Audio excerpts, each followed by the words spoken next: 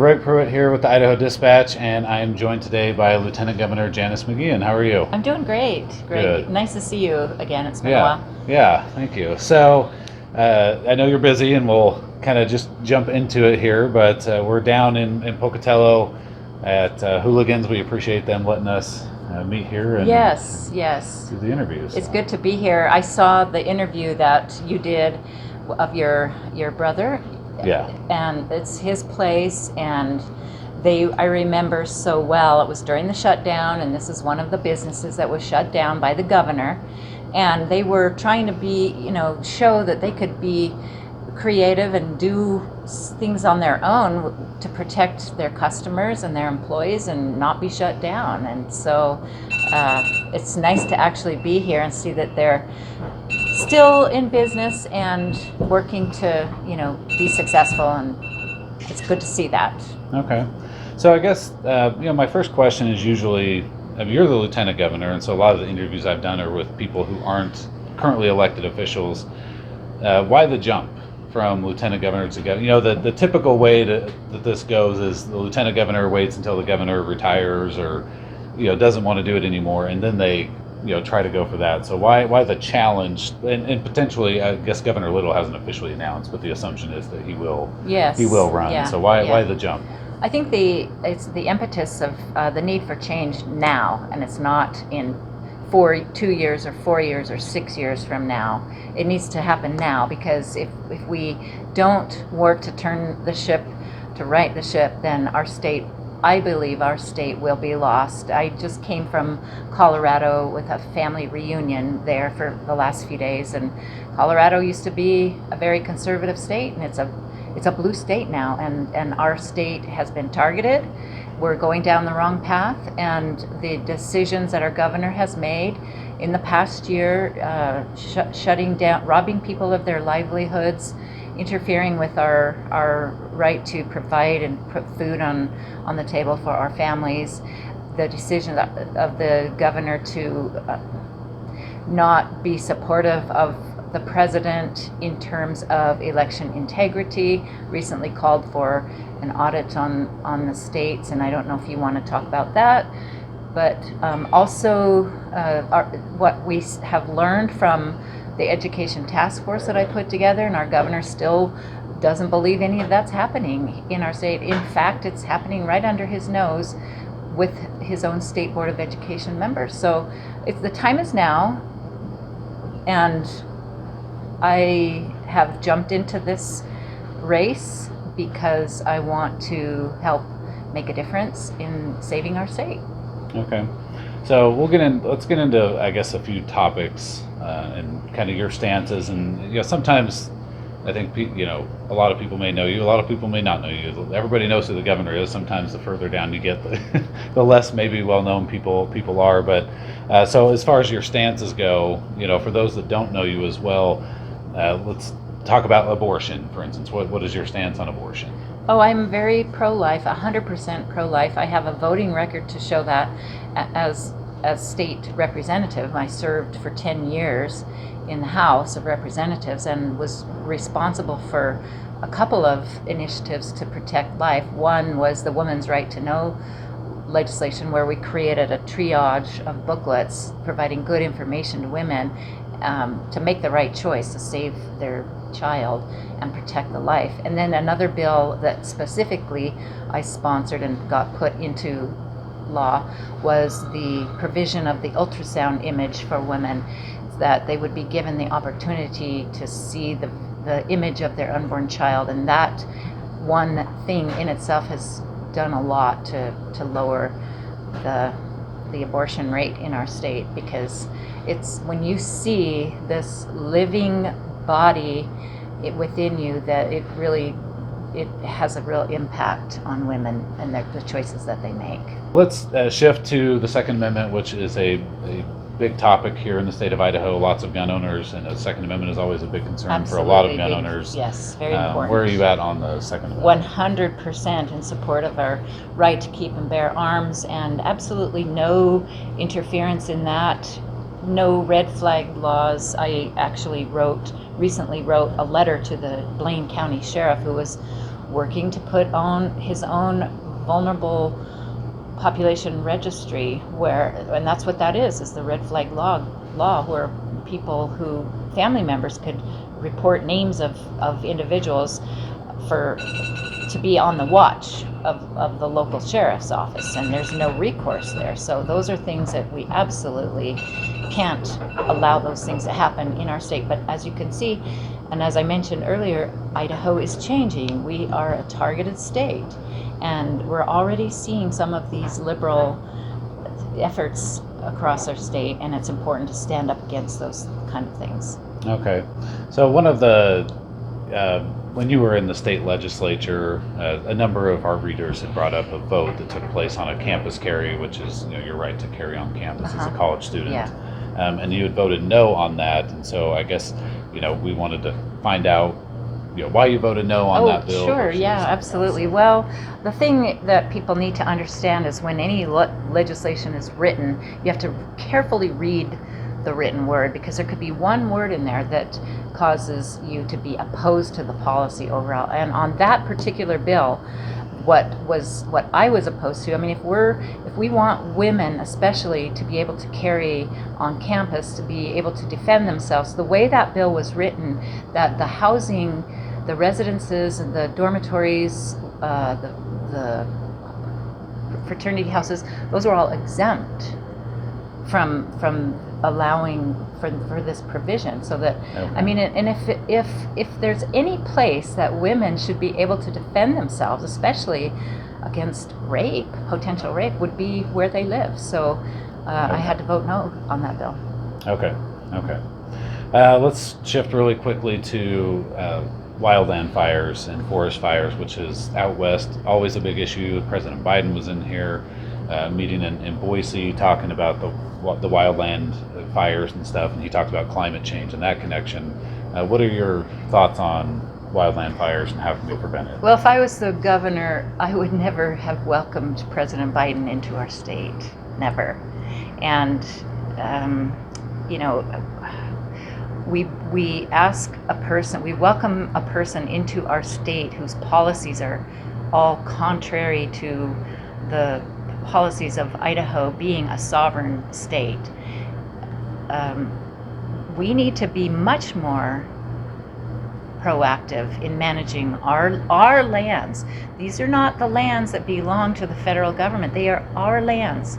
The federal government has been given the authority to manage those lands, and they're doing a terrible job at it. We can't even, it's the Washington, D.C. diktats that are telling us how to manage our forests and our lands, and it's not working. After a major forest fire, we can't even go in there and clean the brush out to remove fallen or damaged trees that might fall on top of people, Idahoans that want to be able to access our trails. We can't even do that because of the federal government. So we need to be much more proactive in asserting our state sovereignty and our God-given resources that we have here in Idaho, because I know that we can do a much better job doing that than the way Washington, D.C. wants to dictate how we manage our lands. So let's shift briefly to education, which has been a major topic, and something that you guys have been working on is the Education Task Force. Yes. Critical race theory has been a major topic across the country, and that was something that I know a lot of people had reported on in the media that it's not happening in Idaho, and they would ask for examples. And so what is your response, I guess, number one, to people who say that critical race theory isn't happening here in Idaho, and number two, what is your overall goal as governor for? Well, yeah, that subject, critical race theory, came up in discussion. It started last year, where we saw evidence of it at Boise State University with the tunnel of oppression, and they're teaching that some people are the oppressors, and then there are those that are being oppressed, and it's based on something that somebody determines, whether it's the color of your skin or the height or whatever, and that's contrary to what we are as Americans, because in America we are all created equal under God's sight, and we have equal opportunities. But what they want to try to do is make things equitable. So there's a big difference between equality and equitable outcomes, and that's no matter what you call it, critical race theory, social justice, diversity, equity, inclusion, or social economic learning, all of those things it's the same effort, is to make everything equitable, having equitable outcomes. And what you have to do is somebody has to determine who's the disadvantaged one and who's the advantaged one, and then you chop off the feet of the advantaged people and put all your resources in the disadvantaged people. So it's un-American. It does exist in Idaho. For the naysayers that say it's not there, including our governor, you should have been there and listening to the Idahoans and the citizens that came forward during our task force. We had 4 meetings, and we focused on higher education. In one session, we focused on K through 12. And what's especially concerning in K through 12, we examined rules under the State Board of Education that basically give away, especially on the standards of language. We defer all of our standards to a national organization. And if you go, WIDA is the acronym for this organization. You go onto their website, you can read right onto their first page that is exactly how they believe, that there are some people that are oppressed, and there are some that are the oppressors. And so we've got those things written right into our statute. The foundation has been laid already in our schools, in our K through 12. We did see examples of it in Coeur d'Alene School District, in the Nampa School District, Boise School District. So it's not widespread in Idaho in our public schools, but we did find examples of it, and there are 14 Idaho teachers that have signed a petition saying that they are going to defy state law, that if it prohibits this kind of discriminatory teaching, because that's basically what it is. It's discriminatory, and that's contrary to our Constitution, and it says that we should not discriminate against anybody based on their race or sex or skin color. So to my critics and to the naysayers, just open your eyes and look at some of the testimony that has come forward from Idahoans, because it's just important, and we shouldn't be afraid to talk about these things. And again, there's been critics that of our effort, that we're just trying to examine it and understand what's happening, rather than burying our heads in the sand and not being willing to talk about the difficult issues. So as your governor, what I will do is make sure that we have a classical form of education where we teach our kids back to the basics: math, reading. We'll teach civics, and we'll teach about the philosophies and language, so that we are making sure that we teach our kids how to think for themselves, not what to think.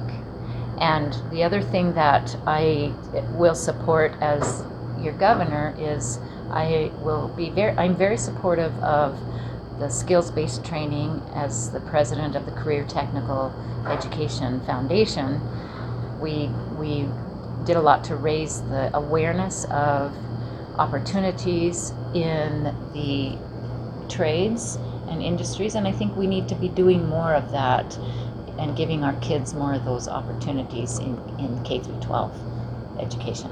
Okay.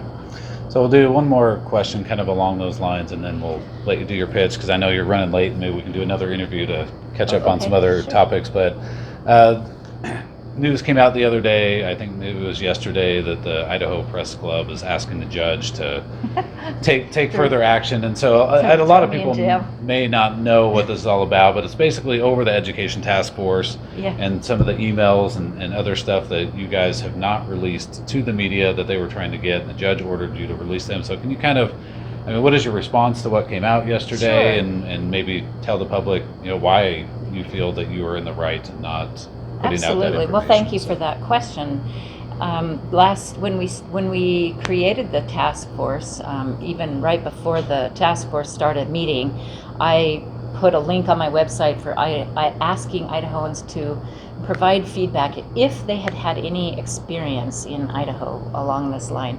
And so people were reaching out through this website link and giving us examples, and they listed out names of students, they listed out names of teachers and professors, city council members, and I was, in an effort to protect the identity of those individuals and working with the Attorney General's office, we were trying to comply with the law. The reporters that had done public records request that we were going to provide the comments, but we were going to remove the name or any personally identifying information of the individual, just to protect the Idahoans who were speaking out on this. Well, I was being all along the process, I was being duly advised by the Attorney General's office.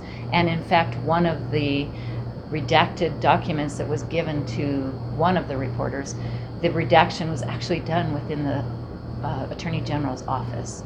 But they were advising us all along that we had, because the fact that I'm president of the Senate and I was working with a state representative, that there was a provision in the statute that said that this legislative and executive privilege existed to protect the identity of the individual. Well, the press club sued us, said that we were being frivolous and acting in bad faith, and I take basically, by the words of the judge, by saying that, they're calling out our Attorney General's office for acting frivolously and in bad faith, because that's who was advising me all along. So anyways, I was fighting to protect the identity of the individual, and the judge did not side with us, and so we lost that case. But it was all in an effort to protect the identity of the Idahoans who were working with us and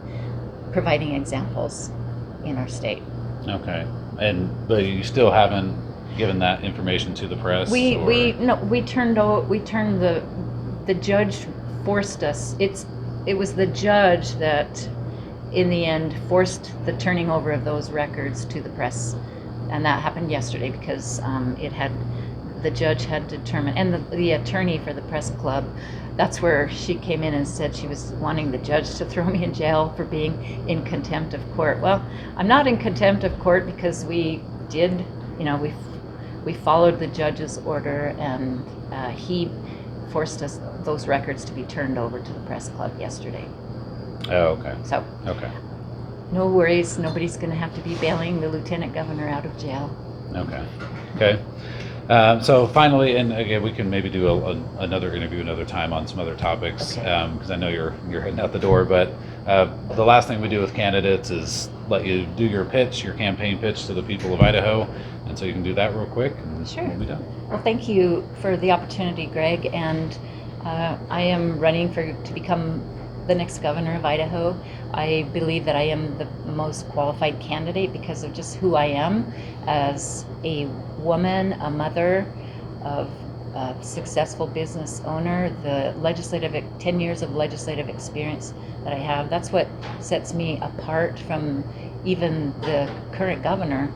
And so I'm a problem solver as a small business owner, and someone who honored the vote of the people on term limits. I am not a career politician. I served my time in the legislature, and I term limited myself. I went back to the private sector, and we opened up a new business, and that's our restaurant, and it's all of our companies are successful. We're in the automotive industry, parts, repair, machine, and restaurant business. So I know what it's like to constantly be audited for our taxes, our inventories, our books, and having to deal with the complexities of state government. What I want to bring to the table is that perspective of being from the private sector and really understanding how cumbersome some of these government regulations can be. And under a McGeachin administration, we will have a government that is much more responsive to the people of Idaho and will provide a much better response, customer service to the people. I can give you so many examples. We don't have a whole lot of time to go into detail today, but we're expanding our business in Idaho Falls. Our daughter is expanding next to the restaurant, and the alcohol beverage control is telling her one thing about the state sales tax form that we need to have to submit sales tax receipts, is telling her something different than what the tax commission is telling. And then I specifically, there are some assisted living facilities all over the state of Idaho that are being shut down right now because of cumbersome rules.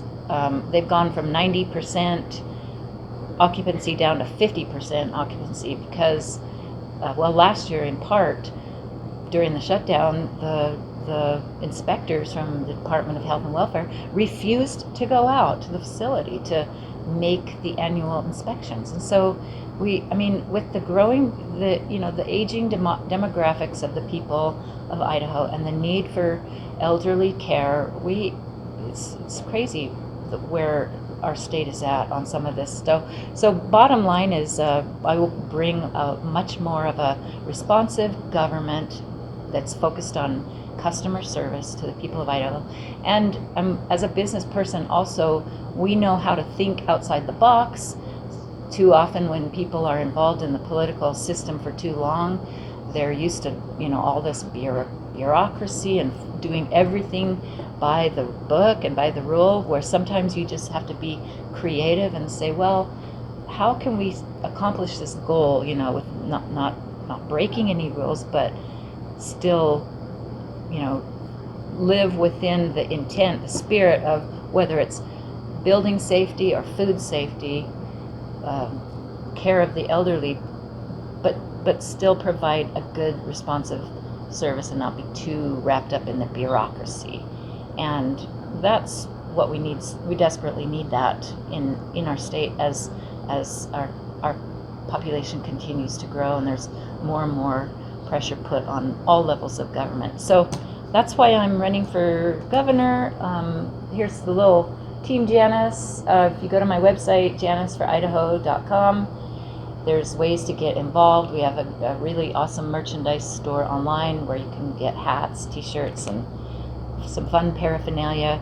Welcome any support from people, and I love my job as lieutenant governor. I'm on my way down to Malad to meet with some farmers and the situation that's happening down there, and I look forward to being able to do more to protect our freedoms, our liberties, our state sovereignty, and our traditional conservative values as the next governor of Idaho. All right. Thank you very much. We thank you for your time. Absolutely. Thanks, All right. Greg.